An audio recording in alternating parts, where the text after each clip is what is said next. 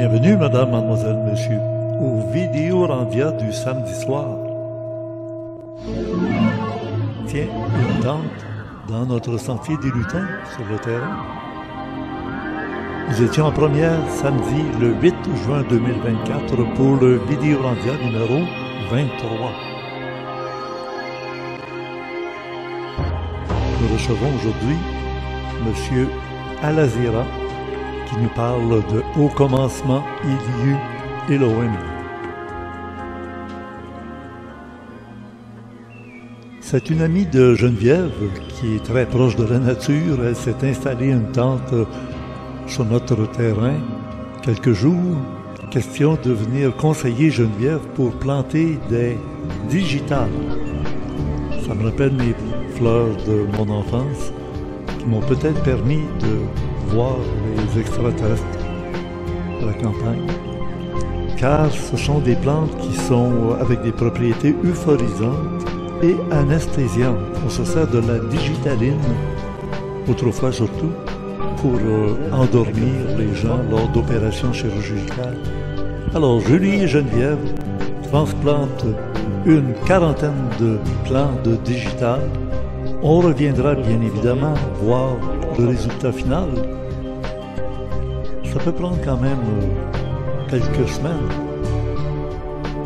Ce sont de très belles plantes, résistantes, mais qui ont besoin de beaucoup de soleil. C'est ce qui nous prépare à entrer dans un univers très particulier. Bonne émission!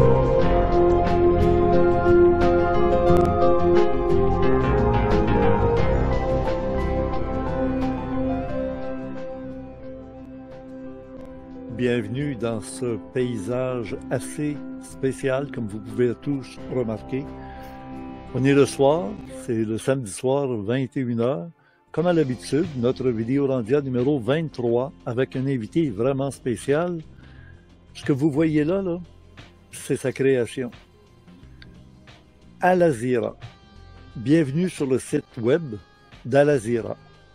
Bonjour Alazira. Hey, bonjour, Monsieur Glenn. Ça me fait vraiment plaisir d'être ici ce soir avec vous.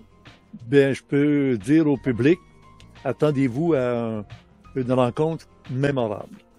Vous allez vous souvenir de ce qu'on va dire, de ce qu'on va voir surtout, et on aura sûrement l'occasion de se reparler dans le futur proche, car ce ne sera qu'un clin d'œil sur un site immense avec des informations extraordinaires. Vous voyez, on monte à bord d'un ascenseur qui va nous monter dans ces bâtiments vraiment magnifiques. Il se dégage un rayon qui part de l'endroit central, qui est comme un salon d'initiation où des gens sont assis ou couchés même en rond et réunis dans une énergie qui se dégage et qui rejoint le ciel. J'ai lu, j'ai écouté, j'ai regardé tout sur le site. C'est tout un programme, mais c'est merveilleux. Et laissez-vous porter. Si vous y allez avec une intention de critiquer, de juger, de porter des jugements de bien et mal, un peu comme depuis qu'on a mangé le fruit de l'arbre de la connaissance du bien et du mal, les choses vont mal. Parce que quand on y met de l'ego, ben, on détruit des fois des choses qui sont tellement belles de manière naturelle. C'est comme si on remettait en question la façon dont les arbres, dont les plantes sont fabriquées, les animaux, comment ils se comportent. Pourquoi un tigre va aller attraper l'animal le plus faible d'un troupeau, soit qui est vieux ou soit qui est un bébé, puis il va le tuer, puis il va le manger après l'avoir égorgé, puis il va l'apporter à ses bébés. Ben, on dirait c'est mal, on va tuer le tigre. Oui, on va tuer le tigre, ben c'est ça. Si on tue le tigre puis qu'on laisse vivre les gazelles puis tout ça, il y a un déséquilibre dans la nature. Fait qu'arrêtez, il faut arrêter de porter des jugements de valeur sur qu'est-ce qui est bien, qu'est-ce qui est mal et tout ça. Ça fait partie de notre problème depuis, on nous dit d'après les textes, le paradis terrestre. On en a été chassé. C'est pas tout à fait la version qu'on a avec Alazira. Alors, bonjour, Alazira. Bonjour, Monsieur Glenn. Alors, merci de nous avoir accueillis dans ton beau territoire, dans ton beau document qui est vraiment formidable. Et c'est vous-même qui faites tout ça, là. De A à Z, je veux dire, excepté l'animation 3D, à ce moment-là, j'ai eu recours à un animateur professionnel, mais j'ai quand même tenté le coup par moi-même au début. Mais à un moment donné, je me suis rendu compte que j'avais pas les compétences pour pouvoir réaliser un projet d'animation aussi important.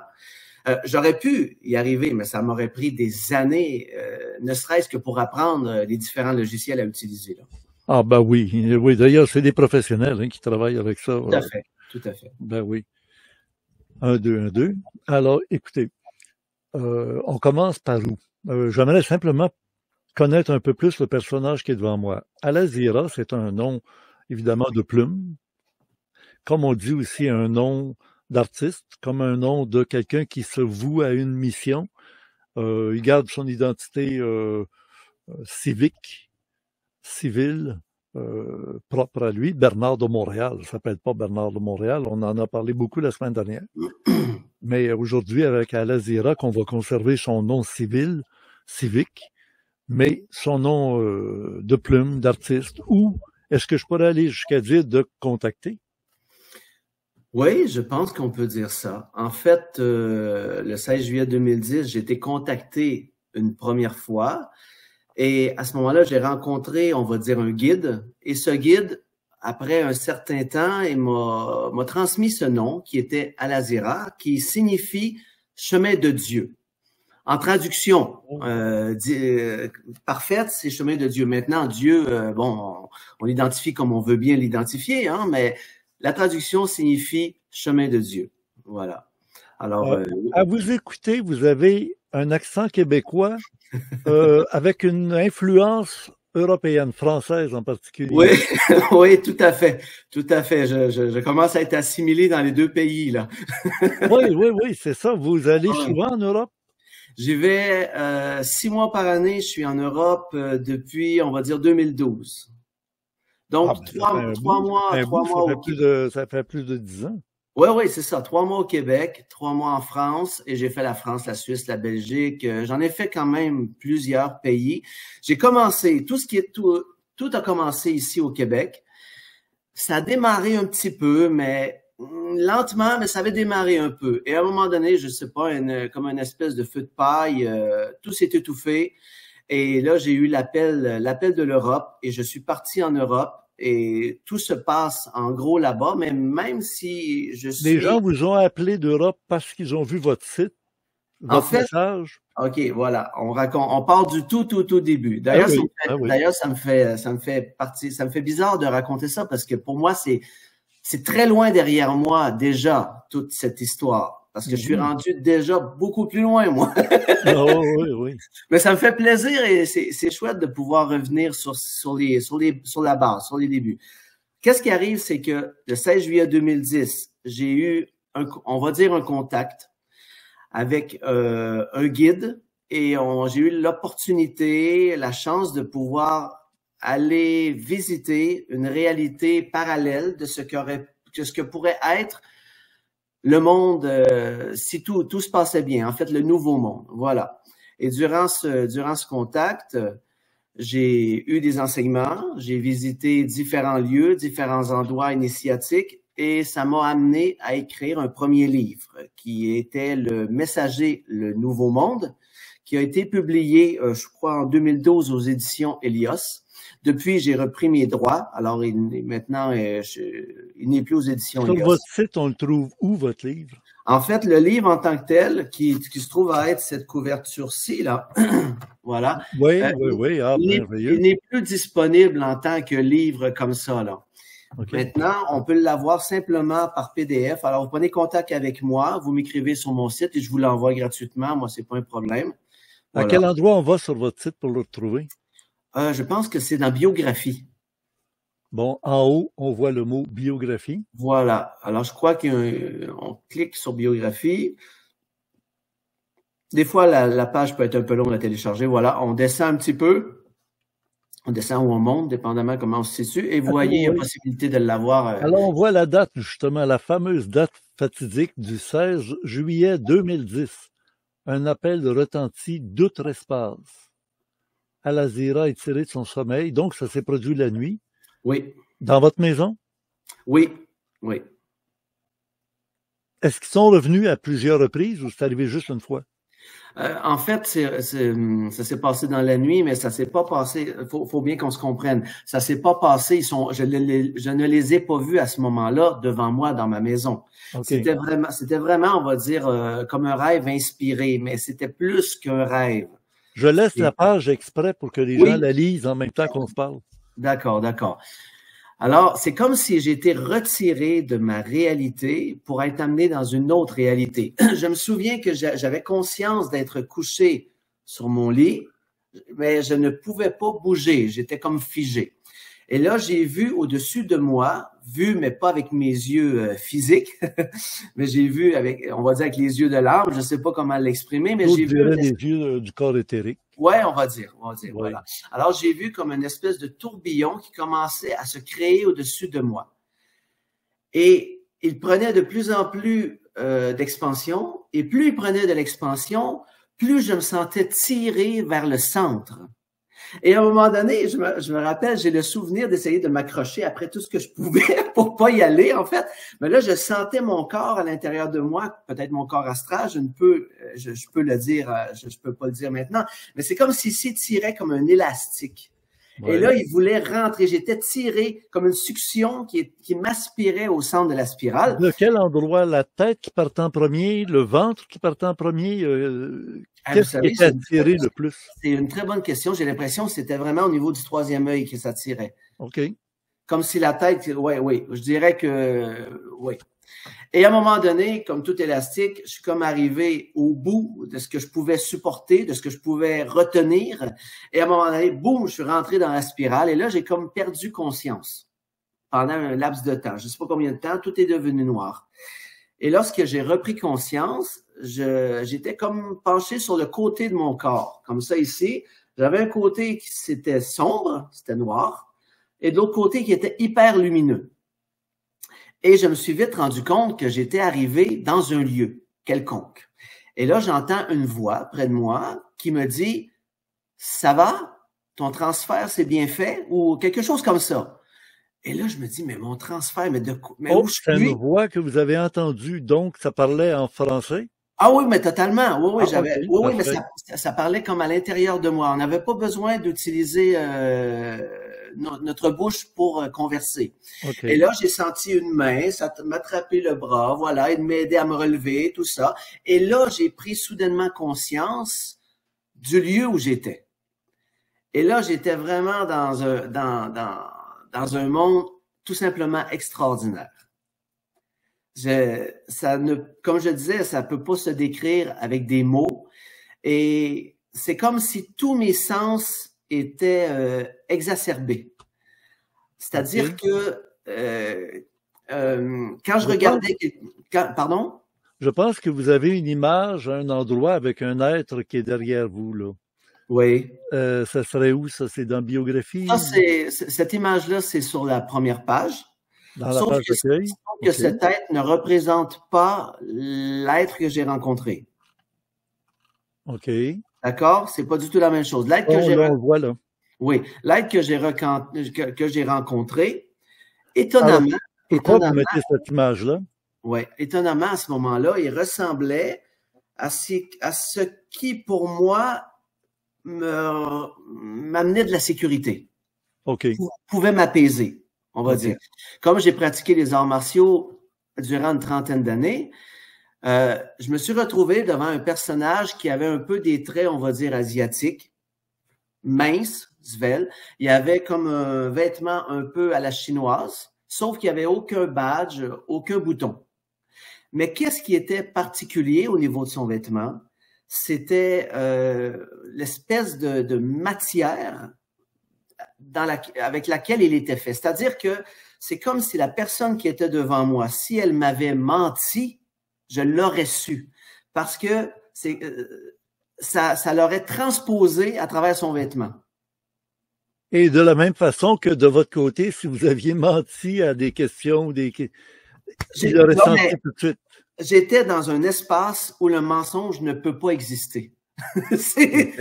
on ne peut pas faire autrement que de dire la vérité. Même si tu voudrais essayer de faire une petite croche, Ouais. on peut pas. On peut pas. Nous sommes nous-mêmes dans notre authenticité. On ne peut pas mentir. C'est pas possible. Ben, c'est bien, hein, parce que dans ces conditions-là, on est porté à être bon, beau, bon, bien. Parce que on peut pas mentir, on peut pas frauder, on peut pas manipuler. Tout est clair, tout est à la portée de tous pour bien se comprendre. Moi, je pense que ça aide à donner un climat de sécurité, de confiance et finalement de paix au bout de la ligne. Tout à fait. C'est comme si deux livres ouverts se rencontrent. C'est carrément la sensation que j'ai. Et surtout, on peut s'ouvrir parce qu'on sait que devant nous, il n'y a pas de jugement. On nous accepte tel qu'on est. Ben, ils savent tout de vous. Voilà. Alors, ça donne rien d'essayer de jouer un jeu. Tout est su, puis s'ils vous ont choisi, c'est parce qu'ils ont trouvé que vous étiez apte à remplir la fonction ou la mission ou vous les intéressez sûrement. Oui, tout à fait. Et ils savent et ils reconnaissent que nous sommes dans l'expérience. Et en étant dans l'expérience, on ne peut pas être parfait. On est dans l'expérience.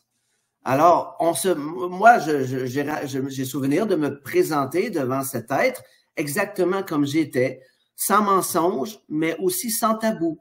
Exactement comme je suis. Et je sais, comme je répète encore, je sais que la personne là qui est devant moi ne me juge pas. Il me prend tel que je suis. Et il voit à chaque fois le plus beau de moi. Et c'est comme si, lorsqu'il me regarde, il arrive à se projeter dans un futur où je suis réalisé. C'est-à-dire qu'il arrive, à travers mon imperfection, traverser les différentes couches d'imperfection et de me voir dans mon réalisé, dans mon parfait. Et ça, c'est extraordinaire. Écoute, je serais porté à te tutoyer parce que oui, ben, on est à vivre des choses très similaires tous les deux. Moi, je l'ai vécu lorsque j'avais 13-14 ans, qui sont venus dans ma chambre. L'énergie était passée à travers les murs. Ils étaient 3 et il en a un qui est venu m'adouber. En tout cas, il m'a pénétré dans toute l'énergie que j'ai et ils m'ont sorti de la maison. On est allé sortir et on est allé à côté du clocher de l'église qui était de l'autre côté de la rue, tout près en tout cas, à Papineauville. Et dans cette énergie, on a été amené en quelque part. Alors là, c'est pas moi qui me raconte, parce que je me raconte pas, moi, encore. Je suis pas encore rendu là. J'avais besoin, j'ai fait mes émissions depuis 48 ans, là, exprès pour entendre des gens qui vivent des choses, pour qu'un jour, je passe pas pour un fou en racontant ce que je fais. Oui, ben, passer pour un fou, c'est pas... Même moi, au début, j'ai été me faire évaluer, juste pour être bien certain que tout était OK. Ah oui, chez des professionnels? Oui, je suis allé voir une psy. Oui, mais totalement. Oui, je suis allé voir une psy, pas uniquement pour ça. J'y étais aussi pour d'autres choses, mais qui s'étaient mis en place à cause de ce que j'avais vécu, de toute façon. Ouais, ça doit déranger un peu les gens autour de vous. Là, le 10 juillet 2010, le 16 juillet 2010, vous aviez quel âge environ? Écoutez, j'ai 55 ans. On parle d'il y a de ça, le 16 juillet 2010, il y a 14 ans. Donc oui, 41 ans, je crois. Ben, c'est ça, hein? Oui. Alors, c'est sûr qu'autour de vous, la vie va changer. Ma vie a totalement basculé. Oui. Mais totalement. Et dans un espace de temps très, très court, j'ai vécu plein de choses. C'est-à-dire que j'ai vécu déjà un burn-out, c'est clair, accident de voiture, faillite financière, séparation, vente de la maison. J'ai tout eu en très peu de temps. Il manque juste une maladie. Vous n'avez pas eu une maladie par-dessus? J'ai pas eu de maladie. Cela dit, suite à l'accident de voiture, je me suis quand même retrouvé à l'hôpital pendant une nuit avec la tête retenue parce que j'avais mal à la nuque et ils savaient pas trop si j'avais quelque chose de cassé. Ah oui, le coup du lapin qu'ils appellent, là, le coup du lapin. Oui, le whiplash, là. C'est ça. Et là, je me rappelle, parce que moi, j'ai repoussé un peu. Je ne voulais pas trop... comment je pourrais dire? J'étais dans le jugement de ce que je vivais. Je ne sais pas si je peux dire ça comme ça. Eh bien, c'est un engagement, dans le fond. Alors, c'est normal de prendre le temps de réfléchir. Je m'embarque là-dedans ou je... Et en fait, qu'est-ce qui arrive, c'est que mon expérience avait déjà débuté à ce moment-là. Et je repoussais et je n'acceptais pas ce qui se passait. Et là, je voyais que plus j'avançais dans le temps et plus je traînais de la patte, si on peut dire, et plus j'avais l'impression de traîner et bouler. C'est comme si plus j'avançais, plus je refusais et plus ça devenait difficile. Et là, je me suis retrouvé sur une civière à l'hôpital, dans le corridor, évidemment. Je n'étais pas dans une chambre, j'étais dans le corridor. Et là, j'avais ce truc autour du cou qui m'empêchait de bouger. Et là, j'ai eu le temps de réfléchir. Là, je me suis dit, ça va me prendre quoi pour dire OK et pour accepter? Tu vois, est-ce qu'il va falloir qu'on m'arrache un bras? Parce qu'on peut tout à fait m'arracher un bras et je vais avoir toute ma tête encore et je vais pouvoir encore continuer ce que j'ai à faire. Et là, étonnamment, ce qui s'est passé à l'intérieur de moi, j'ai comme changé mon sablier de côté. Avant, j'étais dans celui qui avait l'impression qu'on lui imposait quelque chose et je voyais ça comme une fatalité. Arrêtez de m'emmerder avec tout ça, j'ai rien demandé. Et soudainement, il s'est passé quelque chose et j'ai inversé le sablier. Et là, j'ai vu la chance, si je peux dire, en tous les cas, l'opportunité de porter ce formidable message, on va dire. Je vais l'exprimer comme ça.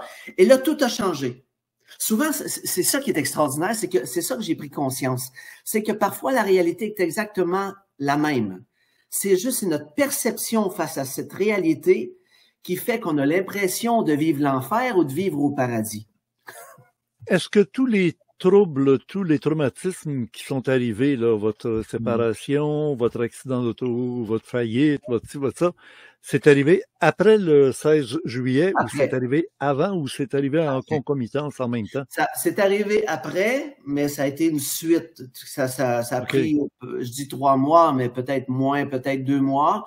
Et tout s'est enclenché durant ces mois-là. C'est un peu comme si eux qui vous observaient, parce qu'ils vous avaient déjà choisi, ils vous avaient déjà contacté, ils arrangeaient pour que vous ayez des éléments autour de vous qui ne fassent pas entrave et que ça provoque dans votre prise de conscience que toutes ces choses qui démolissent votre vie d'autrefois vous permettent de déménager, d'entrer dans une nouvelle existence et d'être plus à leur service encore. C'est très intéressant ce que tu dis. Je veux dire, on a dit... On peut se tutoyer. Hein, moi, je n'osais pas parce que... C'est vraiment intéressant ce que tu dis parce que ça me rappelle une expérience que j'avais vécue avec ma conjointe de l'époque. C'était avant qu'il y ait une séparation. Moi, et tu as eu un enfant avec elle? Oui, tout à fait. Un garçon là, qui est rendu à quel âge? Là? 23 ans maintenant. 23, oui, c'est un adulte. Alors, imagine, moi, il faut dire aussi, là, avant cette expérience, j'étais dans le milieu gothique. Je m'habillais tout en noir. Ma chambre ressemblait à un musée des horreurs. Ah oui? Ah oui, mais totalement. Okay. Et j'ai vécu cette expérience. Et là, un matin, je ne sais pas si c'est un matin ou un soir, je crois que c'est un soir, ma copine me voit prendre tous mes personnages fantasmagoriques d'horreur, les sortir de la chambre, descendre l'étage, aller porter ça dehors dans le cabanon. Et là, elle me regardait passer comme ça. Et là, on voyait dans son regard, elle comprenait pas ce qui se passait. C'est comme si elle se disait quand est-ce qu'il va m'attraper puis qu'il va me jeter dehors. et là, le soir est arrivé, je me suis assis près d'elle. Je me rappelle, elle était à un bout du canapé, moi j'étais à l'autre bout. Et là, je commence à lui raconter ce que j'ai vécu. Et là, je lui dis, écoute, j'ai fait un rêve, j'ai rencontré un guide, il m'a fait visiter une cité qui s'appelle la cité de Roanosi. Et là, j'ai rencontré plein d'êtres. C'était merveilleux, c'était extraordinaire. Ma vue transperçait les objets, elle transperçait l'horizon. Et plus je racontais ce que j'avais vécu, et plus je voyais cette personne se refermer sur elle-même. C'est triste, oui. Et c'est là que je me suis rendu compte qu'elle préférait la personne que j'étais avant, qu'elle préférait me voir dans l'ombre que de me voir dans la lumière. Pour elle, le choc était trop dur. Ouais. Il était trop dur. Elle n'a pas supporté le choc. Et bon, ben là, au fil du temps, je lui raconte l'aventure, mais la vie continue, la vie de couple continue, on a notre maison et moi, je suis sans travail à ce moment-là. Et là, je suis à un moment où j'envoie CV par-dessus CV, je fais tout ce que je peux pour essayer de trouver du travail. Ça ne fonctionne pas. Je dois 25 000 $ sur des cartes de crédit. Je suis endetté. Je n'ai pas le droit au chômage, aucune rentrée d'argent. Et là, ma copine, elle s'inquiète. Parce que là, il y a juste elle là, qui peut rentrer un salaire. Et moi, à l'intérieur de moi, il y a une voix extrêmement forte qui me dit « Aie la foi, fais confiance, relâche, tout va se mettre en place. » Alors, je me lève le matin, moi, je suis dans cette foi. Cette foi, j'ai l'impression inébranlable. OK, oui. Et la divine providence va intervenir. Oui, et là, soudainement, je croise ma copine. Et puis, finalement, est-ce que tu as été voir tel employeur? Est-ce que tu as été porter ce CV? Et là, je retombe dans la matière, je retombe dans les peurs et je recommence le travail de me trouver du travail. Mais elle était très subtile, comme beaucoup de femmes sont subtiles. C'est-à-dire qu'elle, parfois, elle se levait avant moi, elle allait travailler. Donc, je me réveillais le matin, j'avais mon petit jus d'orange sur la table et j'avais un petit mot. Tel employeur t'a appelé. Ben, oui, et là, à chaque fois, je retombais toujours dans le truc. Et le pire, c'est que la femme, elle se fie à son mari pour la sécurité. Oui, parce qu'on est son pilier. Oui, les deux pieds sur terre, là, puis il va apporter de l'argent, il va faire vivre la famille, puis là, t'étais le gars parti d'un nuage, là. Mais totalement, c'est qu'elle a vu en moi un changement tellement brusque. Ouais. C'était trop. Et elle était bien ancrée dans la matière et elle savait que le 1er du mois, les paiements devaient passer et l'argent devait rentrer. Et le garçon était au début de son adolescence. Là. Ouais. Ça devait pas être facile. Lui, il devait pas comprendre son père, puis il devait se demander où est-ce qu'on s'en va, puis qu'est-ce qu'on va faire. J'avoue que là, ça a été moi-même, j'avais de la difficulté à comprendre ce qui se passait en moi. Je vais poser une question que je ressens de la part du public. C'est certain qu'il y en a qui doivent dire « Oui, mais il en fumait du bon. » Non, mais est-ce que tu prenais de la drogue ou quelque chose? Non, absolument pas, parce que comme j'ai dit précédemment, j'ai fait plus de 30 ans d'arts martiaux et j'avais une hygiène de vie impeccable. Quel art martial c'était? L'art martial, j'ai pratiqué d'abord, et d'ailleurs, ça va te faire sourire. J'ai pratiqué d'abord le taekwondo. Ensuite de ça, je me suis en allé à Montréal et j'ai commencé le karaté. Et ensuite de ça, moi, je recherchais un art martial chinois. Je voulais pratiquer le kung-fu. Je voulais pratiquer le jeet kune do, l'art que Bruce Lee avait créé. Le taekwondo? Le jeet kune do, J-E-E-T. Ah, OK. Ce qu'on appelle la méthode du point intercepteur. C'était l'art que Bruce Lee avait créé.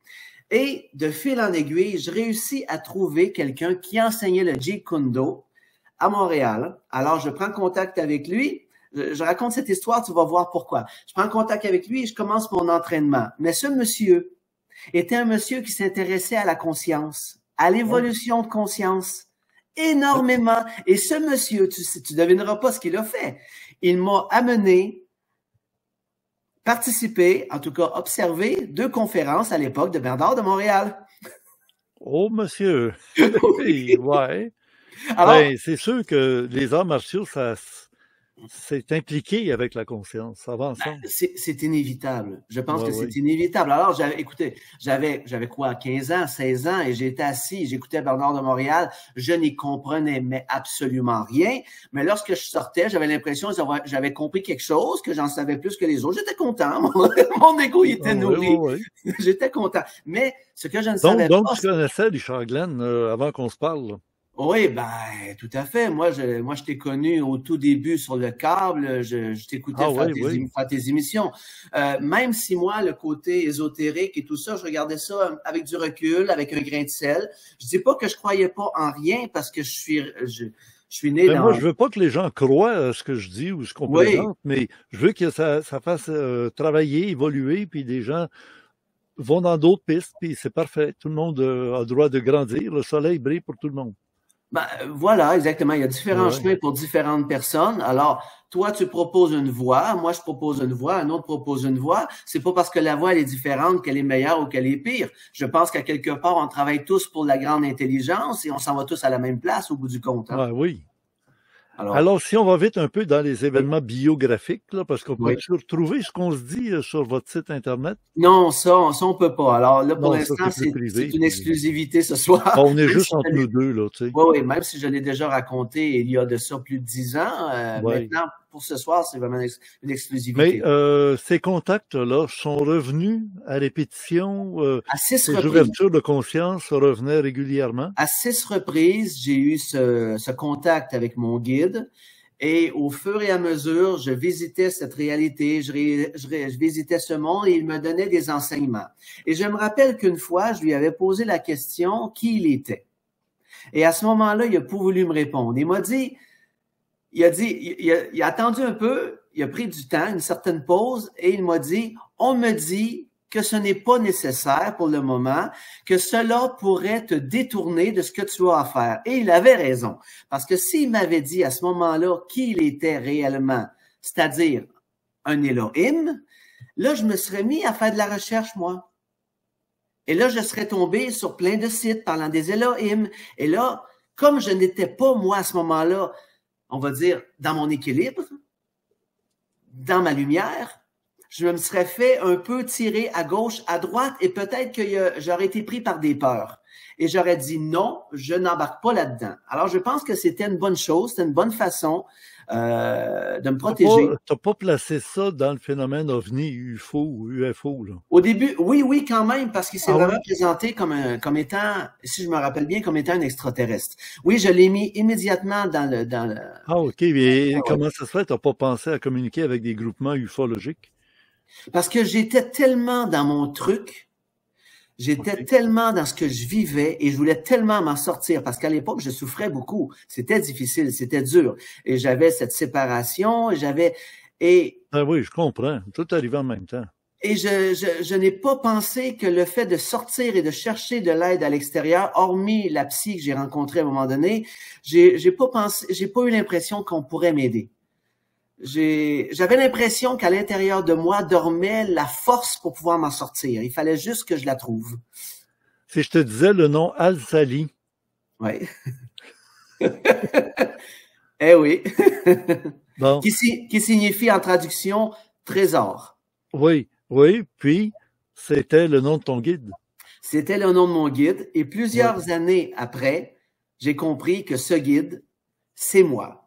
Mais c'est moi dans une réalité très particulier, je veux dire, parce que en écoutant tes exposés, tes conférences, on va déjà mettre un peu l'eau à la bouche au public, parce qu'ils doivent se dire, vont-tu parler pendant une heure, tous les deux? On a des choses à montrer en même temps, fait que on va le faire. Je vous envoie sur la page où on était pour vous montrer que c'est accessible à tout le monde. Et il y a des vidéos, vous les voyez ici. Alors, notre ami qui est ici, Al-Asira, c'est pas la même chose que Al-Sali, là. Al-Asira, c'est... est-ce qu'on dit Al-Asira ou Al-Azira? Voilà. Au début, j'ai cru qu'on disait Al-Asira, et ensuite, on m'a dit ça s'écrit comme avec un I, mais ça se prononce avec un Z. C'est comme Al-Sali. Ça ne se dit pas Al-Sali, mais ça se dit Al-Zali. Al-Zali, OK. Voilà. Bon, ben, il faut mettre un Z. mais on m'a dit que ça s'écrit avec un I, par contre. C'est juste que ça se prononce avec un Z. Va pourquoi? Je ne sais pas. Oh, oui. Bon, alors, est-ce qu'on se permet d'écouter juste un petit passage, un petit bout là, de, justement, le vidéo numéro 1? Combien il y a de vidéos numéro un en arrière de l'autre? Ben, vous allez voir. Les vidéos, il y en a 9. Oui, tout simplement. Oui. Alors, quand on là, j'en ai quelques-unes. Pardon. Alors, on va en regarder un, pas longtemps, mais juste. En fait, on voit d'ailleurs qu'ils sont courts, hein, ils sont jamais vraiment longs. C'est la première qui est très courte parce que c'est comme juste une introduction, une présentation. C'est la vidéo. Lorsque la personne va pour la première fois sur ma chaîne YouTube, elle tombe sur cette vidéo. C'est comme une présentation globale de ce que je propose. C'est pour ça qu'elle dure juste. On a parlé de votre privé. Moi, je dirais, on écoute intégralement si vous êtes d'accord, si tu es d'accord. Oui. Et 3 minutes, 6 secondes.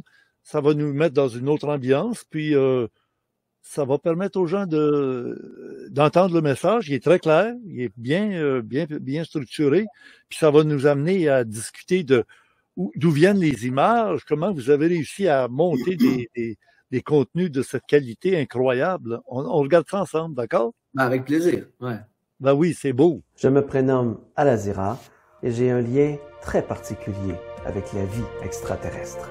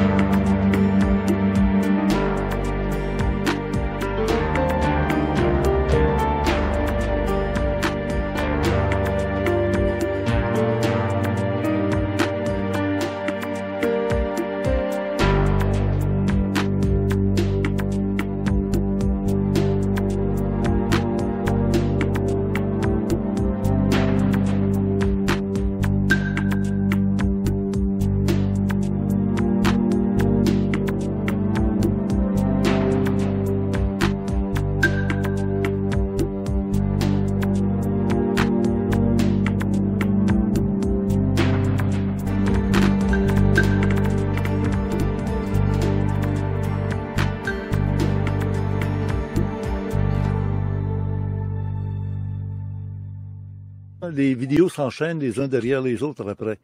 Oui, puis c'est important si les gens, pas si, lorsque les gens iront écouter les vidéos, c'est important de les écouter en ordre parce que tout se suit là.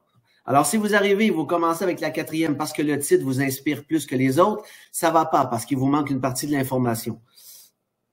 Bien d'accord, je les ai regardés puis effectivement, il faut suivre l'ordre. C'est comme, d'ailleurs, on va en parler tantôt, mais là, j'aimerais juste parler ce qu'on vient de voir.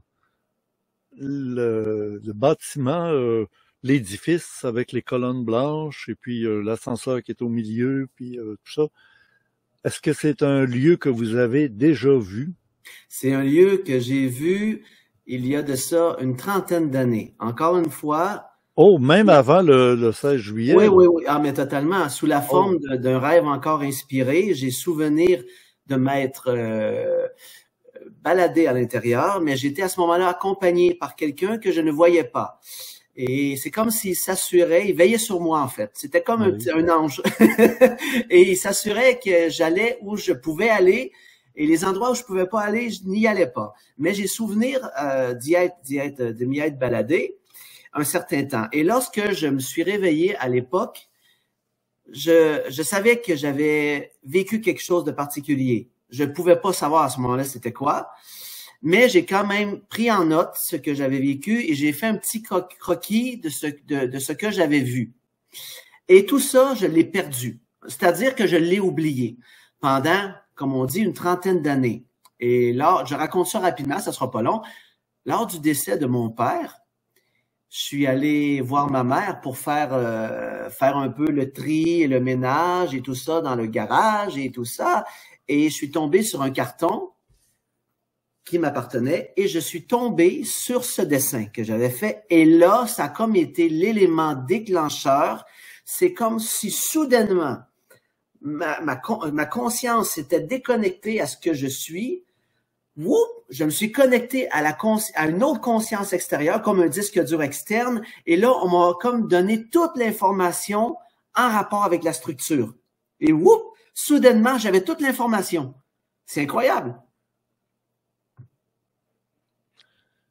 Et là, on voit pas tous les détails. Dans un des vidéos, le dernier, on explique un peu. On n'explique rien. On vit, on le voit. Voilà, J'aimais oui. ça, c'est dans le silence. C'est merveilleux, ça. Oui, dans la dernière vidéo, en effet, on fait un tour complet de l'intérieur et on voit au centre cette fameuse fleur où les gens sont allongés avec les lasers. Et ouais, c'est inspirant, quoi. Oui, oui, définitivement. C'est réconfortant. C'est un peu le cénacle des 12 apôtres. Oui, le chiffre 12, il est extrêmement important, semble-t-il, dans la création. Parce que pour que le 13e naisse, les 12 doivent être accomplis, doivent être réunis. Le chiffre 12, je le retrouve partout par rapport à la création. C'est assez, je dirais, c'est authentique. Puis on a celui qui est l'auteur qui est avec nous, là, qui nous explique puis qui nous parle. C'est merveilleux. Et qui nous donne l'autorisation de montrer des extraits de son site. Parce que si YouTube me dit « Hey, droit d'auteur, vous avez pris des passages qui sont sur YouTube. » Ben oui, mais l'auteur est là. Oui, oui, tout à fait. Et ce qui n'est pas évident, c'est, moi, je sais à quel point ce projet, il est exceptionnel et à quel point ça va carrément changer la face du monde. Moi, je le sais. Et de voir que pour l'instant, il y a pas plus de gens qui s'intéressent au projet, je peux comprendre, mais à quelque part, mon petit côté humain, impatient, il est désolé de voir que les gens ne s'y intéressent pas plus. Parce que là, on parle d'une structure qui agit à plusieurs niveaux en même temps. Parce que nous aussi, on regarde notre réalité, on évolue dans une réalité linéaire. C'est-à-dire que si je prends un verre, par exemple, et je le laisse tomber sur le sol, le verre va se briser et c'est à peu près tout ce qui peut arriver. Donc, action, réaction. Bon, il peut passer une personne, la personne va se mettre les pieds sur le verre, elle va se retrouver à l'hôpital. Mais c'est à peu près tout. Mais quand on parle d'une technologie telle que cette technologie qui est Arkeva, là, on parle de technologie qui agit à plusieurs niveaux et sur plusieurs plans de conscience en même temps. C'est-à-dire que la structure peut servir autant d'amplificateur évolutif de conscience que de véhicule de transport pour nous amener hors de la réalité astrale et pour nous apporter la possibilité d'entrer en contact direct, physiquement, avec notre corps matériel, avec nos créateurs. Ce qui, d'ailleurs, espère le plus rapidement possible. Oui. Mais pour pouvoir entrer en communication avec eux, il y a une préparation à faire avec notre corps matériel, parce qu'autrement, on ne pourrait supporter l'intensité vibratoire de leur lumière. Alors, il y a tout un travail à faire d'harmonisation avec notre corps, et ce travail, c'est pas de la magie. Ça se fait, le travail va se faire avec un travail sur soi. Et le travail sur soi, c'est très basique, hein. C'est prendre conscience de nos blessures, prendre conscience de qui on est, de prendre conscience qu'on est dans une expérience, arriver à un moment dans notre vie où on est capable de prendre de la distance et observer l'expérimentateur, la partie humaine, et de voir que cette partie humaine, c'est pas nous. On observe. Alors, il y a tout un travail, il y a tout un cheminement à faire avant d'en arriver à cette étape. Cela dit, le fait de pouvoir passer dans la structure, ça nous permet d'accélérer notre cheminement d'évolution. Connaissez-vous d'autres humains qui sont passés par là? Moi, j'en connais pas. J'en ai pas vu. Non, j'en ai pas vu.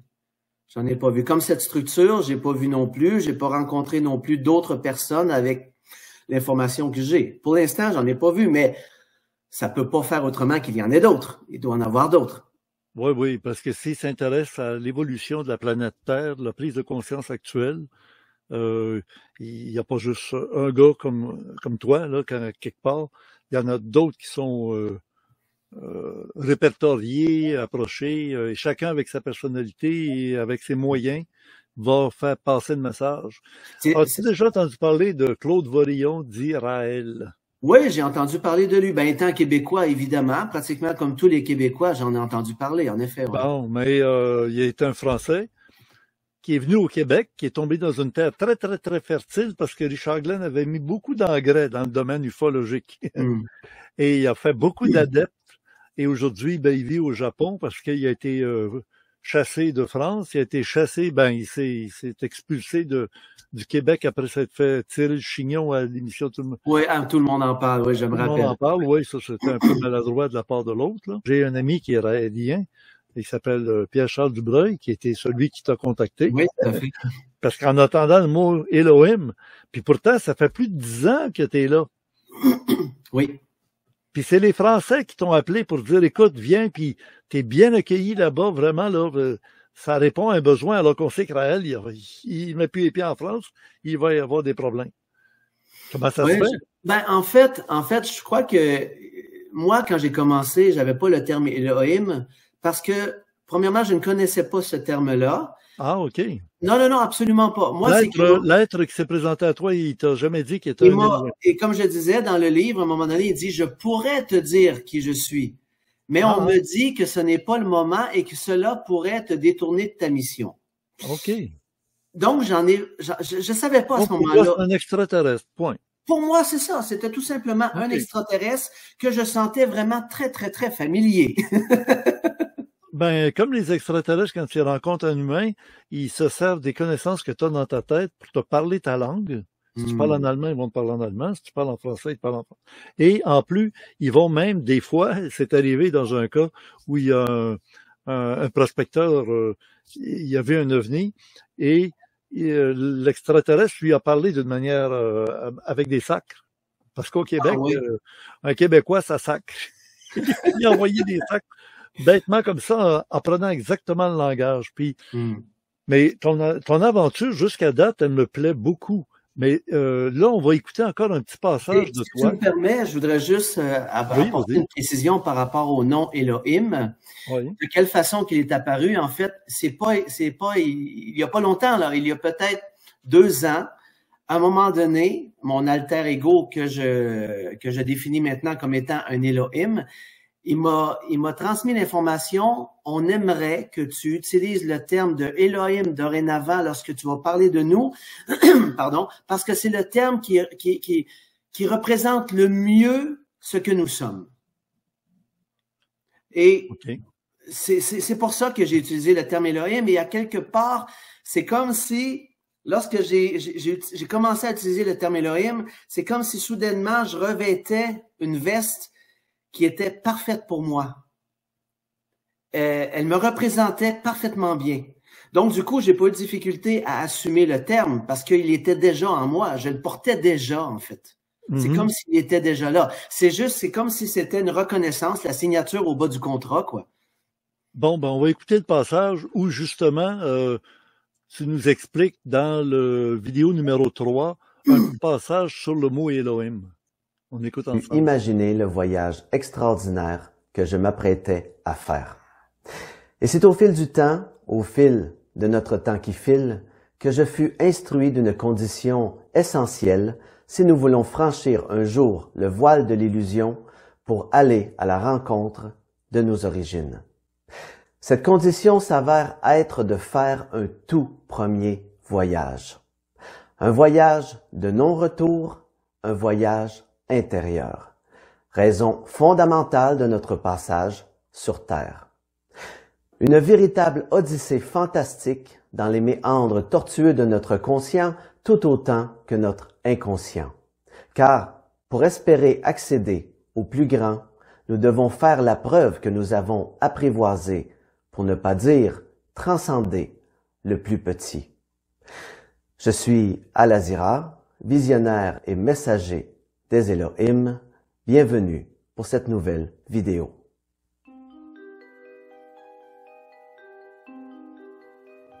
Dans la Bible hébraïque originelle, il n'est pas écrit Dieu, mais bien Elohim.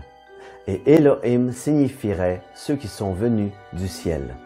Elohim est écrit au pluriel, alors que Dieu est au singulier. Le singulier de Elohim étant Eloah. Il est également écrit « L'homme a été créé à l'image et selon la ressemblance de Dieu ».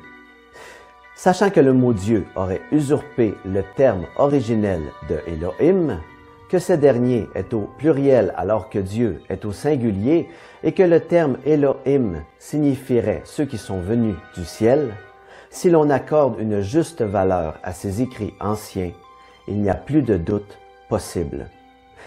Nous sommes le fruit d'une intelligence extraterrestre descendue un jour sur Terre pour y implanter la vie.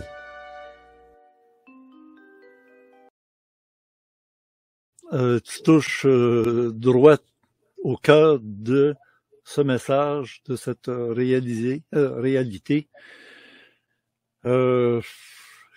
T'as pas eu peur d'être ridiculisé sur la place publique, puis t'as fait pareil.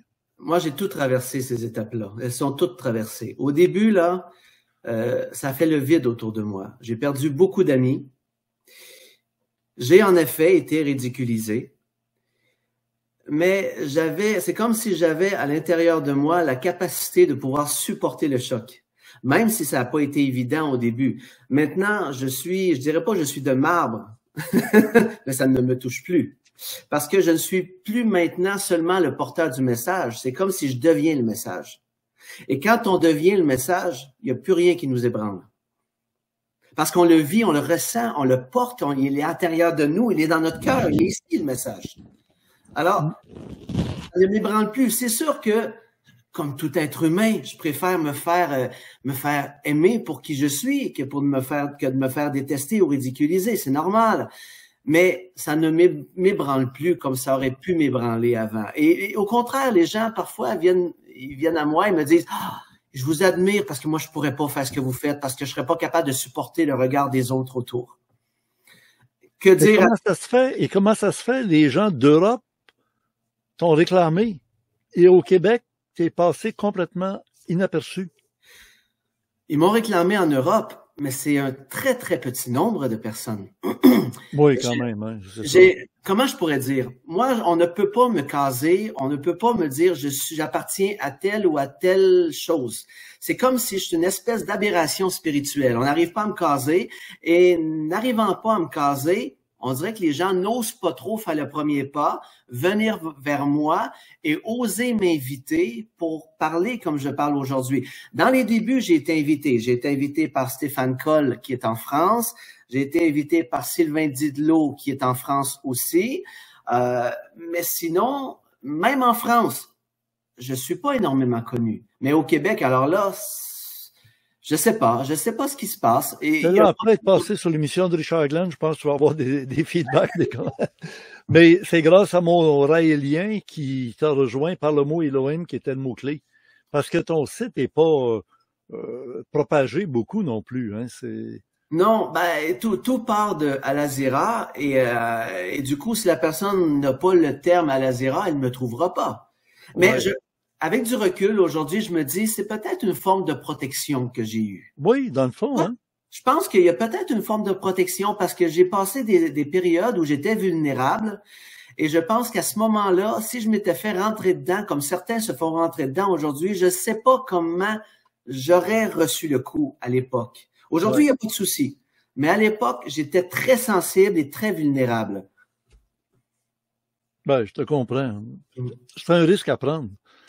Surtout que tu t'es pas attaqué, mais tu t'es servi de la Genèse, la Bible. Oui. Et là-dessus, je suis obligé. Oui, tu peux dire oui, parce que j'ai eu des spécialistes de la Bible écrits en araméen, écrits en grec, en latin. J'ai reçu un rabbin juif plusieurs fois. J'ai reçu un kabbaliste à des grades, qui a disséqué les mots qui sont écrits dans la Bible. Le mot Elohim, je suis totalement d'accord avec ce que tu as dit. C'est vrai que le mot Elohim, c'est un pluriel de Eloah, puis que quand on dit à la ressemblance, à l'image et à la ressemblance, ils ont fait exprès de donner les deux mots parce que ça ne veut pas dire la même chose. À l'image, ça veut dire que tu y ressembles physiquement. Une image, tu prends une photo, clic, ou tu fais une image, un portrait, mais ou une peinture de quelqu'un. Ça, c'est l'image. Et à la ressemblance, quand on dit « Mon Dieu, qu'il ressemble à son père », ou tu sais, des fois, on va dire la fille, ah, « Mon Dieu, qu'elle ressemble à sa mère ». À ressembler, ça veut pas dire physiquement, là. C'est plus une image. Ça veut dire le comportement, le tempérament. C'est pour ça que image et ressemblance, c'est deux mots choisis pour nous montrer que c'est de mon côté physique, visible, extérieur, et le côté invisible, mais dans le comportement, dans le tempérament, etc. Alors, c'est sûr que oui. As-tu étudié la Bible? As-tu étudié la Genèse? Non, mais absolument pas, là. Absolument. Alors... Il connaît, mais strictement rien, là. Okay. Vraiment, au contraire. Moi, j'écrivais mes choses et j'allais voir la Bible ensuite. Ah, OK. Pour être certain d'utiliser les bons termes. Quand je reprenais une phrase que, par exemple, Dieu aurait dit, en ce qui nous concerne les Elohim, là, je m'assurais vraiment de prendre la bonne étymologie. Oui, parce que ça aurait été flagrant. S'il avait fallu que tu sois en contradiction avec l'étymologie des mots, ben on aurait dit, écoute, il est dans le champ. Oui, mais tout à fait, tout à fait. Et tu as raison quand tu dis que c'est parce qu'il y a, autant dans le milieu spirituel que peu importe, il y a des intouchables. Et ces intouchables, on n'y touche pas. C'est la même chose pour nous au Québec, Richard, tu dois sûrement savoir, c'est comme Céline Dion. C'est une intouchable. On pouvait pas, à l'époque, faire de blagues ou quoi que ce soit sur Céline Dion. Ça ne passait pas. En effet, oui, en effet. Mais on se dit que depuis quelques années, depuis la pandémie surtout, là, les étoiles sont tombées sur Terre. C'est-à-dire que il y a plus personne d'intouchable maintenant. Ouais. On s'attaque au premier ministre, on s'attaque à des ministres, on s'attaque à des médecins, on s'attaque à des organismes voués à la sainteté, l'OMS, l'Organisation mondiale de la santé. Ils ne pouvaient pas faire d'erreur, puis ils nous embarquaient dans quelque chose qui n'était pas nécessairement le meilleur chemin pour... c'était pour d'autres objectifs. Ça, c'est autre chose, là. Mais là, je vais montrer, si tu es d'accord que je continue à montrer des extraits comme ça. Mais bien sûr. Je suis sûr que ça va intriguer les gens, puis ils vont se dire, écoute, hey, on va aller voir. Écoute, moi, je les ai regardés tout d'une claque, dans l'après-midi aujourd'hui. Ouais, voilà, on peut passer à travers les... En une minute, en 1h40, vous allez faire le tour des 9 vidéos et vous avez tout. D'où on vient, qui on est et où on s'en va. Vous avez tout. Vous avez où on s'en va, c'est ce qui nous manque, là. Hein? Je vais vous aider là-dessus. Oui, c'est à venir, là. Oui. Ben oui, c'est bon, c'est très bon parce que c'est les phrases qui sont dites, les phrases qui sont écrites, c'est toi qui les as composées et écrites parfaitement. Là. Totalement. Ouais, avant de les prononcer, avant de les dire. Oui, oui, As-tu un téléscripteur? Oui, j'ai un téléprompteur, donc c'est plus facile, mais malgré tout, je fais tout seul. Alors, c'est pas évident, je filme avec mon téléphone, voilà, et sur un fond vert. Et ensuite, je fais le montage, des vidéos, je fais de la recherche d'images, voilà. Et je suis quand même satisfait parce que pour moi, c'est important. Je trouve que l'enveloppe, elle est aussi importante dans mon cas que le message. Parce que si l'enveloppe n'est pas attrayante, les gens écouteront pas le message jusqu'à la fin. Oui. D'ailleurs, c'est un peu la raison pour laquelle je me gêne pas de montrer des trucs, des passages, parce que je me dis, c'est la façon dont tu vas apprivoiser les gens en regardant des scènes. Alors là, je vais y aller dans une autre des vidéos. Il y a des passages où c'est toi qui parles, ben c'est normal, parce que c'est toi qui expliques des choses. Fait que... Mais un des sujets que je trouve passionnant, c'est l'élixir ADN. Ah, t'es pas surpris, hein? Ah, je suis pas surpris du tout. Bon, alors, je sais pas si je vais tomber sur le bon moment, le bon passage. Tout le monde est prêt? On y va immédiatement. Éternelle. Celui qui aurait trouvé le moyen de prolonger indéfiniment l'existence de son peuple aurait obtenu de tous admiration, mérite et honneur.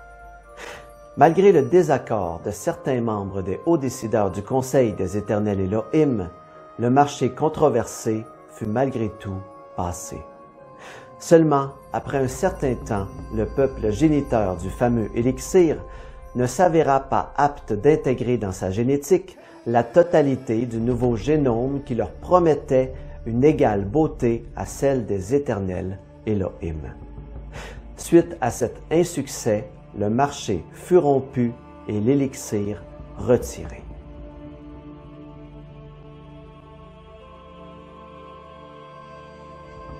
Ce que d'aucuns, de part et d'autre, n'auraient pu deviner, c'est qu'en retirant l'élixir du génome des Éternels Elohim, cela créa une sorte de dépolarisation de la pureté originelle.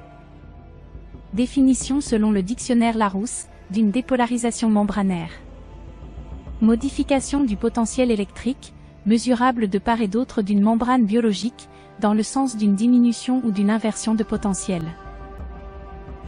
Ce qui eut pour effet que, le jour venu du point de suspension temporelle, le fameux point zéro, le moment où tout peut se produire, y compris un rapatriement à l'espace originel étant le point de départ et de retour de toutes les particules de conscience en évolution, le passage pour les Éternels Elohim demeura fermé.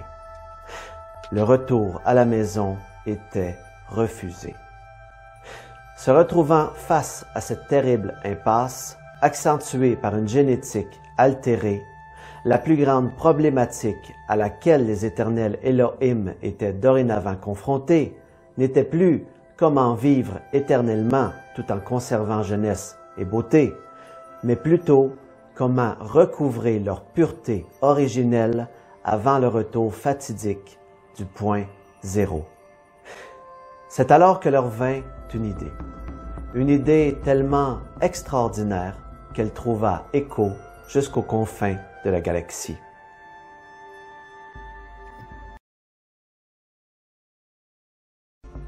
C'est ce qui met fin à la première partie de ce récit historique, voire mythique, de par sa teneur invraisemblable sur les débuts de la création.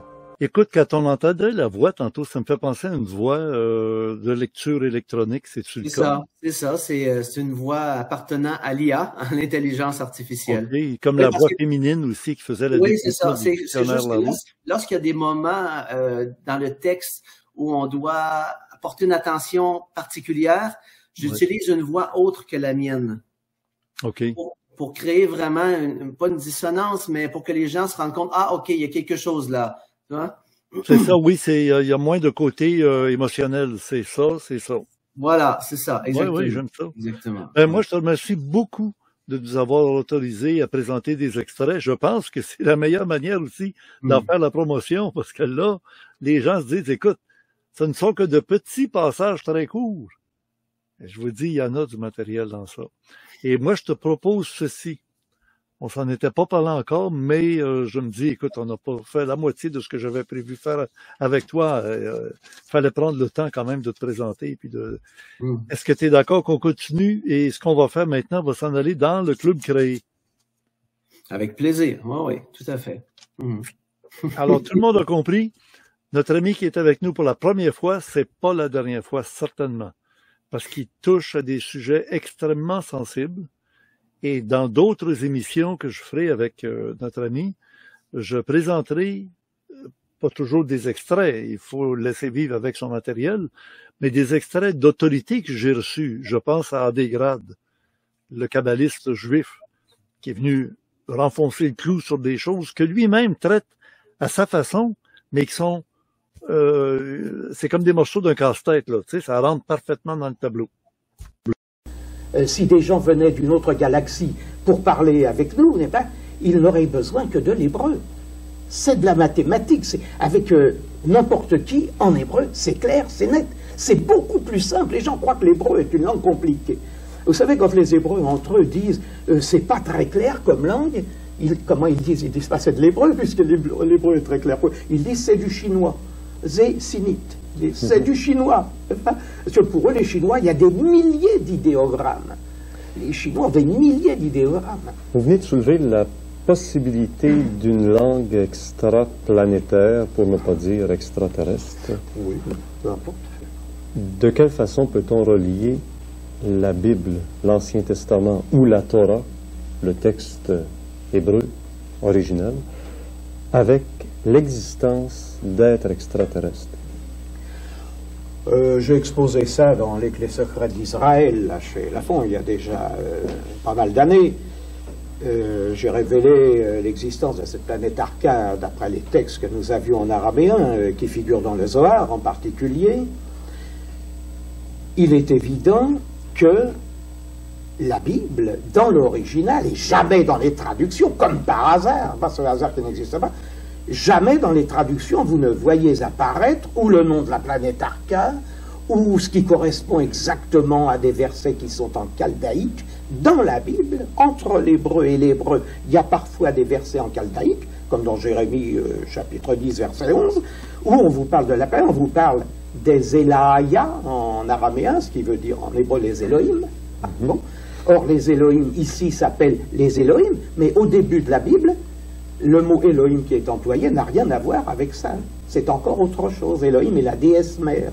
Au début de la Bible, dès le premier chapitre, vous avez traduit en général en Occident, dans tout l'Occident, en français par exemple, au commencement, Dieu créa le ciel et la terre. Ah, bon.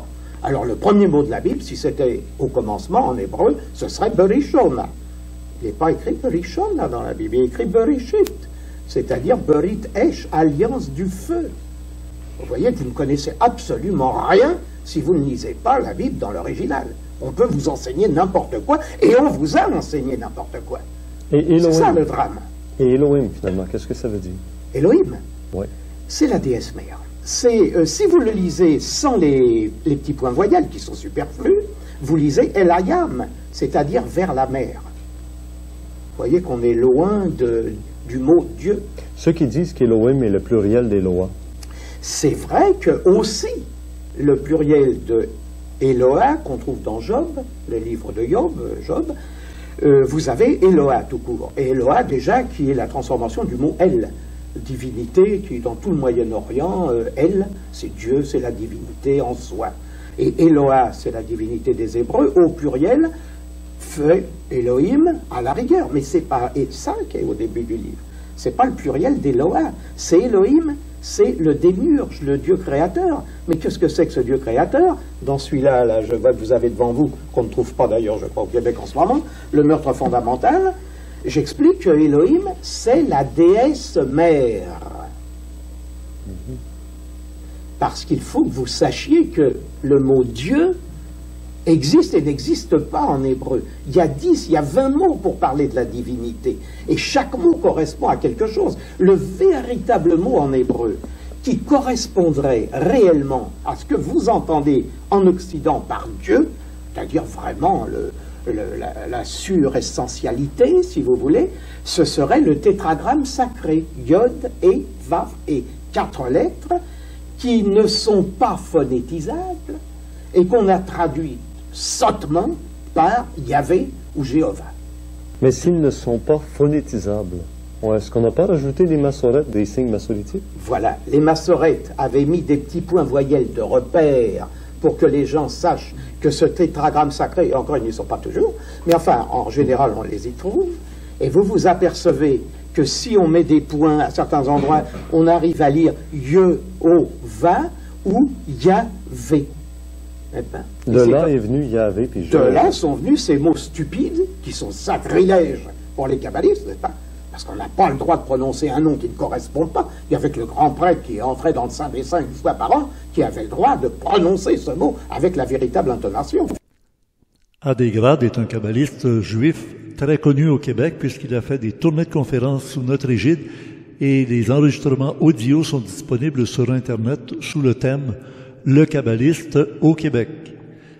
Et la semaine prochaine, nous l'aurons en vidéo d'archives en compagnie de notre ami Alazira, où il fera le pont entre le nom de Dieu, Yahweh, Yahvé, et l'IAV, l'intelligence artificielle V pour 5e niveau, 5e génération de l'intelligence artificielle. Ça serait intéressant de recevoir à l'occasion et plusieurs fois notre ami Al-Azira en compagnie d'Adegrad. S'il accepte l'invitation, évidemment. Avec plaisir. Tout le monde sait que tu existes. Tout le monde a vu à peu près la qualité du message et de la façon dont tu le présentes. L'adresse est très, très simple. Hein. Ça s'appelle tout simplement http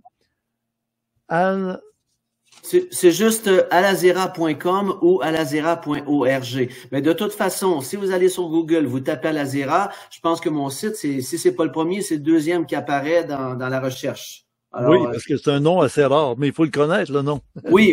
Alors maintenant, les gens le connaissent, là, parce que c'est un nom qu'on connaît pas de nulle part, tu sais.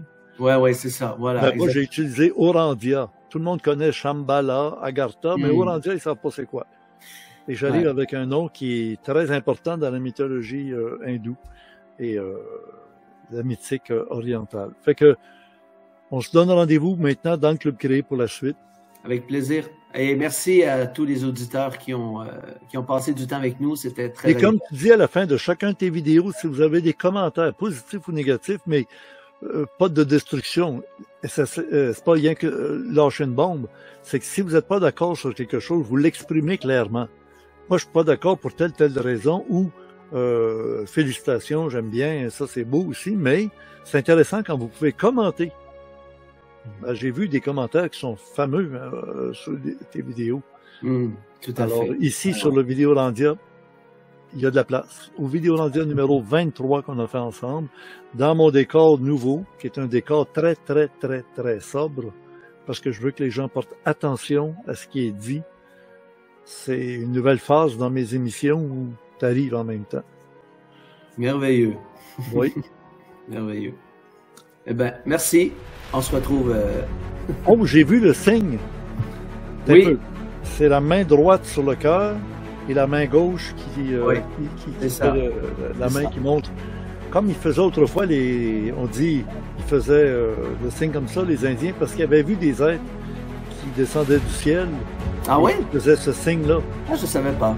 C'est de cette façon-là que les Indiens faisaient « Aou ». Tu sais, quand on dit oui. montre leurs mains comme ils ont vu les êtres faire ça, ben ils se sont dit « Tiens, on fait la même chose ». Ah, intéressant. Ah, on a des choses à partager ensemble, ça va être très utile à tous les deux. Oui. Merci tout le monde. Et merci. Bonne semaine. Au revoir.